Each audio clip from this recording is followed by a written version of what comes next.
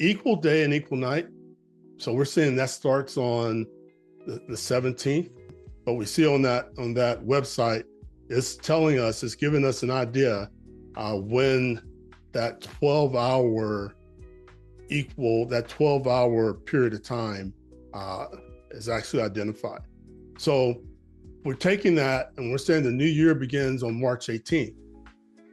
What that means is that begins the cycle that leads into the spring appointed times. And that's why it's important to understand this transition, so we can understand how to align on the spring appointed times when they are to be observed. So when we look at this, day 3 of creation, what it does, it tells us something that's very important. And when we read this, and Elohim said, "Let the earth bring forth grass, the plant that yields seed, and the fruit tree that yields fruit according to its kind, whose seed is in itself on the earth, and it came to be so. And the earth brought forth grass, the plant that yields seed according to its kind,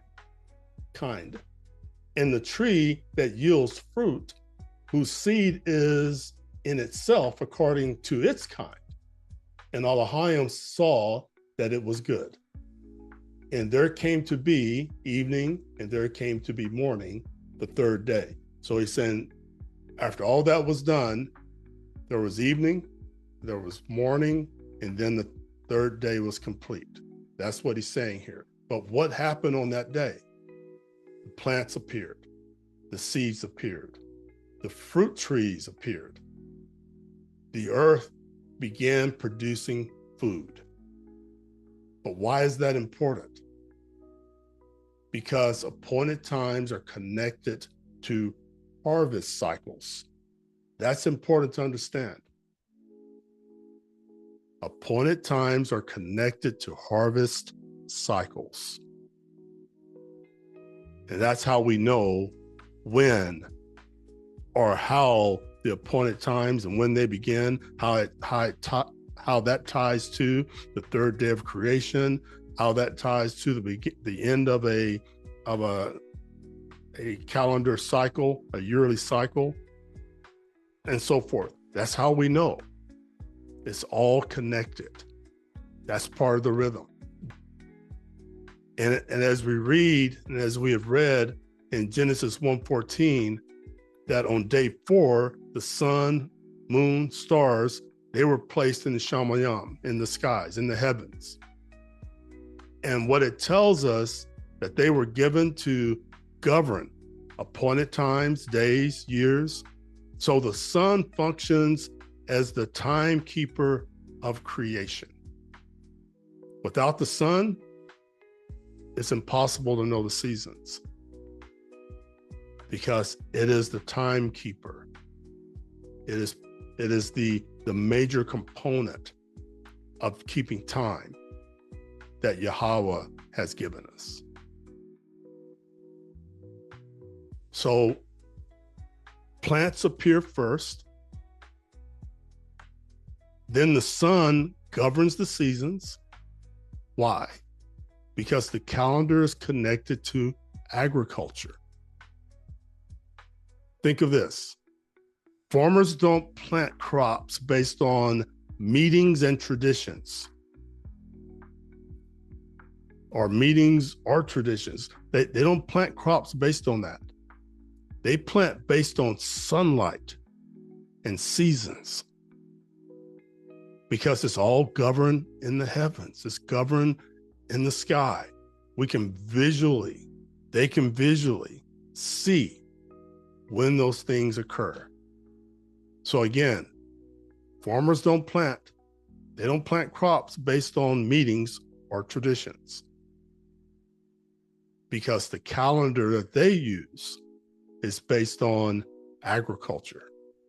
Even man, now I don't know how accurate it is, but I remember as a kid, it probably is still published. It was called the Farmer's almanac, I believe is what it was called. And that farmer's almanac, it basically would show the seasons for planting. Well, don't need that on paper because it's established in the Shamayam, in the heavens. So that's why day 3 matters. It's part of the rhythm. It's part of the cycle. So why does day 4 matter then? Because the sun governs the seasons: spring, summer, fall or autumn, winter. The appointed times are connected to these seasons, period. There's just no doubt about it. They're connected to the seasons. And so a simple example of this is, day 3, plants were created, seeds and fruits. Then day 4, we have the sun, the moon, the stars. And those lights are for signs. They're for appointed times. They're for days. They're for years. And that's how we know. Scripture makes it clear, but as Zoe mentioned earlier, we have to pay attention. When we pay attention, everything reveals itself. So any thoughts before we move forward? Can you repeat that last line? You just said everything reveals itself. Yeah, everything reveals itself if we just pay attention. You mentioned we have to pay attention earlier. Yeah. Yeah, if we pay attention to what's in the sky, because that's where Yahawah's time, that's where his clock, his calendar is placed in the sky for our observance. It's all visual. Mm-hmm. If we pay attention to it, then we can't miss it. And that's when the scriptures reveal to us and make it plain what Yahawah is instructing. The reason I really love that line, everything reveals itself. It's basically the pattern that we've been on as we've been pursuing the way, as we've been being awakened, as we've been learning and studying, trying to understand Abba's appointed times, Yahawah Dayam. And the more we're doing it, the more the Spirit is revealing. And this creation piece, the creation calendar, seeing the lights for the appointed times, for days and years, and even just this harvest piece that you're talking about, the understanding that the rhythm here gives us insight to allowing for the Spirit to reveal to us the entire plan, the entire redemptive plan. That's something that I'm just really being blown away by studying appointed times. And each feast, it reveals the entire plan. The spring feast pointing to the first coming, the fall feast pointing to the second coming of Mashiach and the establishment of the kingdom. And when we're doing this every year, we're in step, and we know, it's almost like he's revealing to us. I think of that verse where he's talking about Abraham. He's like, why would I keep secret my knowledge, my plan, the things that most people don't have revealed to them? When we are in step with all of this, he reveals it to us. And that's why when you said that, I'm just like, wow, that really summarizes it. Yeah, I love what you're saying, because at the end of the day, that's really what Yahawah was about. He's revealed everything for us, but it also requires effort on our part. So it kind of goes back to what Thomas was saying, earlier, that, as when he was explaining, about being on time, military and so forth, it requires effort. So if we know in advance when it is, it's our responsibility now to show up on time because it's been revealed. when these feasts occur and the purpose of what happens in day 3, day 4. It becomes very, very clear what it's about. So another thing that we see is Psalms 104:19 explains something very clearly, that Yahawah made the moon for appointed times. So he made the moon for appointed times. The sun knows it's going down. Yahawah appointed luminaries to mark time, period. That's what it's saying. And what we know is that the sun tracks the day, the seasons track the year. That particular structure governs sacred time. So we know that by scripture. Again, scripture is very revealing. And this verse in Psalms lets us know that these luminaries have a role. Just another point of support. So the spring appointed times, there's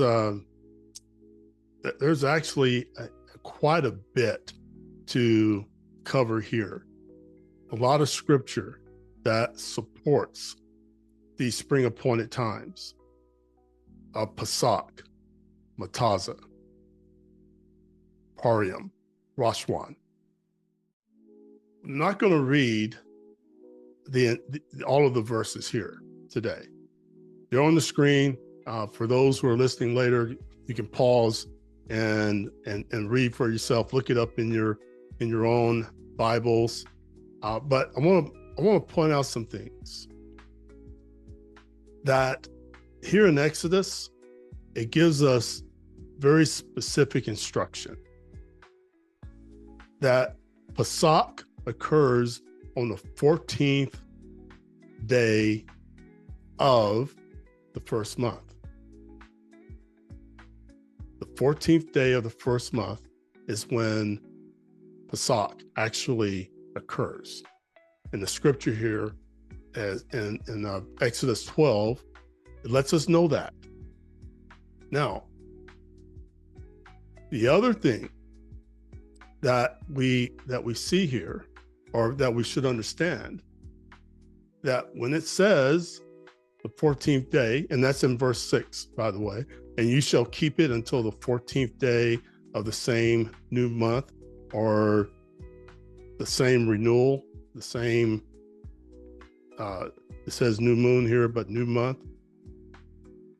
It's the 14th day is the anchor for Pesach, because they've already followed the instructions of preparing this lamb. This is Yahawah. They prepared the lamb. Now, since they followed that instruction, on the 14th day is Pesach. And the thing we have to notice, that it's not the first day. It's not even the 10th day. They're given instructions to do something on the 10th day, but it's not to observe Pesach. It is to prepare Pesach. And that's in verse 3. On the 10th day of this new month, each one of them is to take for himself a lamb. So this is when the preparation began. So Pesach is not the first day, it's not the 10th day, it's the 14th day, very specific. And this shows something very important, that the appointed times are date specific. Using a birthday as an example, if someone's birthday is the 14th, and you don't celebrate it on the 7th day because it's the 14th. I mean, you could, but it's not the actual birthday. You celebrate it on the correct date. A true celebration occurs on the actual date. The calendar is not random. It follows a precise structure. So in this particular passage, when you go back and read it in detail, Pesach includes a lamb, it includes unleavened bread, it includes bitter herbs. It's a household meal. It is remembrance of deliverance. And it's observed once a year at a Pacific time. But you say, well, we take communion every Sunday, or we take communion every month, or we observe Holy Communion, or we observe the Lord's Supper. Well, think about those. Because communion is usually observed frequently. It often uses only bread and wine. It does not follow the Passover structure described here in Exodus 12. It's something different, not the same. So when we look at Luke 22:13-20, what we see here is that Yahawah, our Messiah, our Messiah, he was eating the Passover meal. And in eating that, and in fact, for this one, I am going to read it. Starting with verse 13. And going, they found it as he had said to them. So he had given his taught ones instruction, and they prepared the Pesach. So this particular Pesach, that is modern Hebrew that you see on the screen, but it's actually Pesach. That's the Paleo Hebrew. And when the hour had come, he sat down, and the 12 emissaries, or the 12 taught ones, with him. And he said to them, with desire, I have desire to eat this Pesach with you before my suffering. So he's saying, I am going to observe Pesach with you. He's actually participating. For I say to you, I shall certainly not eat of it again until it is filled in the reign of Elohim. So understand this Pesach, and I encourage everyone to read, beginning with verse 1 of Luke 22, but the Pesach is the lamb, the unblemished lamb, the perfect lamb. They were eating lamb. They were eating meat. It wasn't a wafer. It wasn't a cracker. They were eating meat. They were eating a meal as laid out in Exodus that we read earlier, or that we saw earlier. And verse 17, and taking the cup, giving thanks, he said, take this and divide it among yourselves. For I say to you, I shall certainly not drink of the fruit of the vine until the reign of Elohim comes. And taking bread, giving thanks, he broke it and gave it to them, saying, this is my body, which is given for you. Do this in remembrance of me. So this is the bread, unleavened bread, but he was also eating a meal. This was just part of the meal. Unleavened bread was part of the meal. And then in verse 20, likewise, take the cup after supper, saying, this cup is the renewed covenant in my blood, which is shed for you. So later in your quiet time, I highly encourage everyone to read beginning with verse 1 of Luke 22. And reading it with this context, you'll see that it's more than what we've known as communion, Holy Communion, Lord's Supper. It's more than that. And it's celebrated once a year on this annual feast day of Pesach. And here's the truth. Communion, Holy Communion, Lord's Supper did not replace Pesach. It did not replace what is known as Passover. And Yahawah, he didn't replace it. What did he do? He observed it. That's the key. He observed it. Yeah, this is good. This is so good. This is one of those moments where we can just take any kind of narrative that we've heard about, oh, it's done away with, it's, law, it's only Old Testament, take all that, put it in the trash, because it's clear. It's clear when we get the understanding and we look into this, but we see how Mashiach is observing this, like you said, but we also understand that this is not, you were saying the Lord's Supper. I remember growing up, they would always call it the Last Supper. That's another one. And yep. Yeah, and they would basically use that almost to kind of support this premise of it's done away with.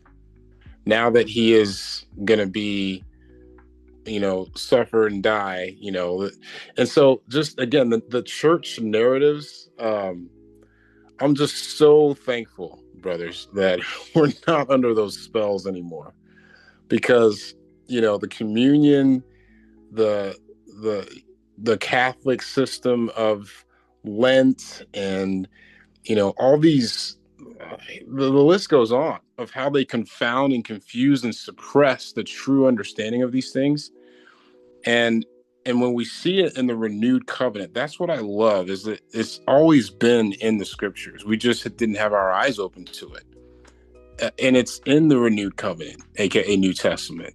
And furthermore, even after, for those people who may say, oh, well, this was our Messiah doing it while he was still alive. Well, even after his death, burial, and resurrection, 1 Corinthians confirms it in chapter 5, I believe, verse 7, where Shaul says, hey, he's our Passover. He's our Pesach. Our Messiah is our Pesach. And we should keep the feast. This is after he ascended, after his resurrected and completed the work. So this is so good just to rehash and go over and again unlearn the church system narratives that again separated us from Abba's original design with these things. 100. You've nailed it. And there is an unlearning, and because it's the indoctrination is strong, particularly for those who have been serious about their walk, even those who are not serious, because that repetition of repeating the same thing over and over becomes part of the indoctrination. Whether or not you are serious or not, it's still part of that indoctrination. So yeah, that's good. And what happens after Pesach? Well, that leads us to the next appointed time, Matazah, unleavened bread. And that appointed time is one that also something else occurs. So during Matazah, this week-long feast, there is only eating of unleavened bread. The instruction is to remove leaven. Leaven represents sin, corruption, etc. And so that was to be removed, not consumed. And during this feast, something else actually happens that's very important. And that's the offering of first fruits. And this is one I believe that is missed during this whole feast celebration and observance. Leviticus explains that when people entered the land and began harvesting, they were instructed to bring the first sheaf of the harvest. And that was to happen before they could begin eating from their own crop. That was their instruction. Leviticus 23. When we see this, that this offering was presented during the Feast of Unleavened Bread, we know this is why. because unleavened bread occurs at the beginning of the harvest season. Remember, we talked earlier that these seasons are tied to agriculture. The barley harvest begins in spring. So the first bundle of grain, the first fruits, is offered to Yahawah before the rest of the harvest is gathered. This teaches us something very important. Before people could enjoy the harvest, they first acknowledged the one who provided it. It's something we have to really hook into. Before they enjoyed the harvest themselves, they acknowledged the one who provided it.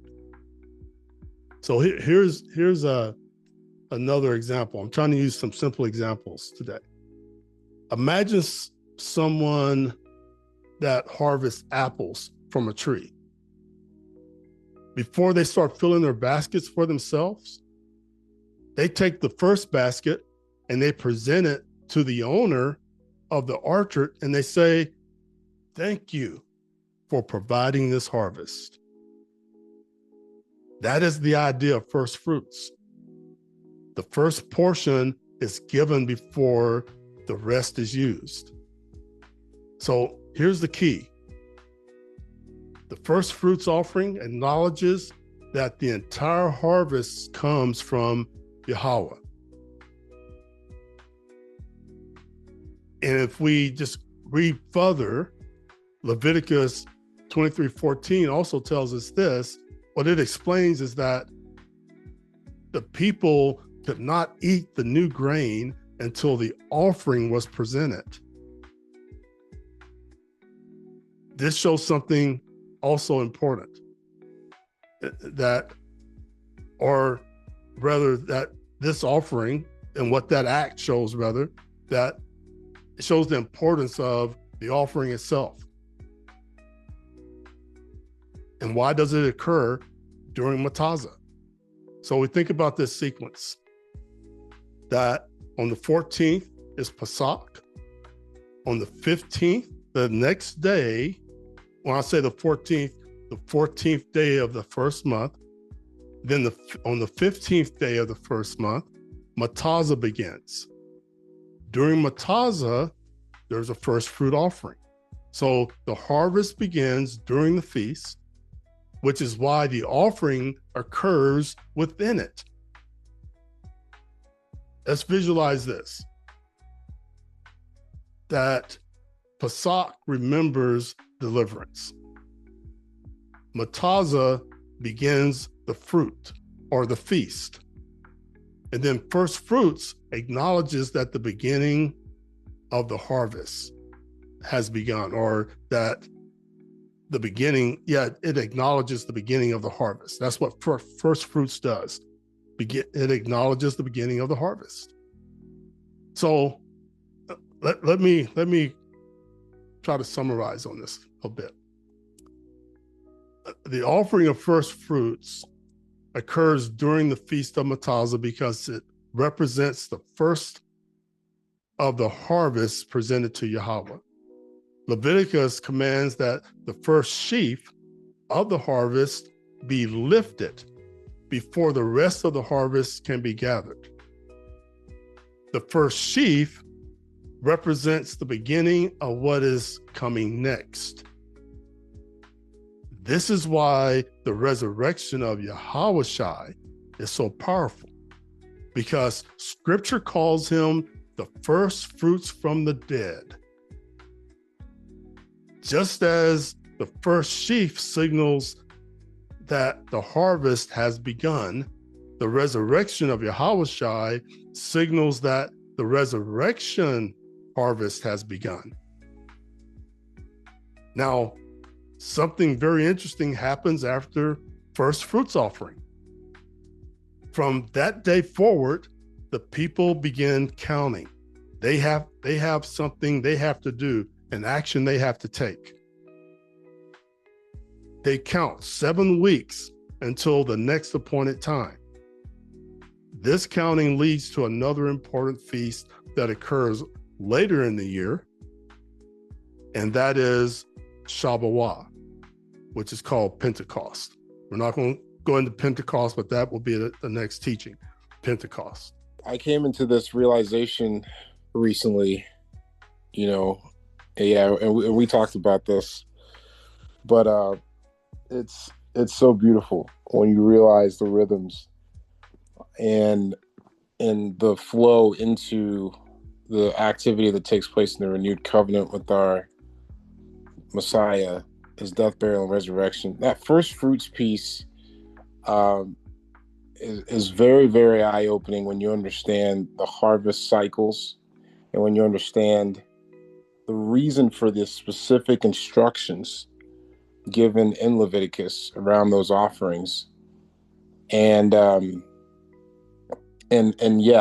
you have that light bulb moment, like, wow, yeah, Yahawah is the first fruits of resurrection, and his being first, everything, the harvest of the rest of the body, can't take place until we have the first fruits of resurrection.